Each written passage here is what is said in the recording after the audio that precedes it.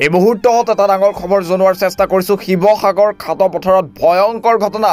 তীব্ৰবেগীৰ ৰেলৰ খুনত নিহত এজন যুৱক আৰু নিহত যুৱক ৰাহুল দাস ওৰফে বাপি দাস বুলি জানিব পৰা গৈছে।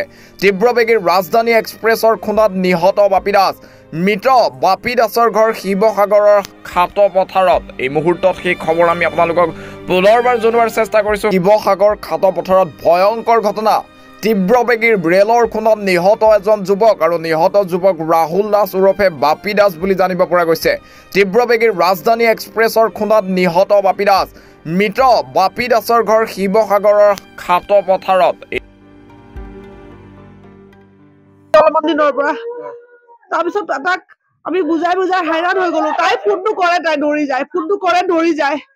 এতিয়া অকণমান আগত শুই আছিলে, ফোনটো কৰিলে, তাৰপিছত তাই দৌৰি গ'ল। তাৰপিছত শুনিছো ট্ৰেইনে বোলে কাটিলে বোলে তাইক।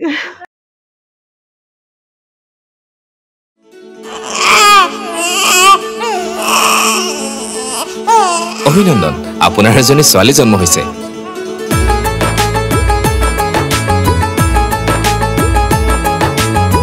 লাহি পাহি এজনী পৰি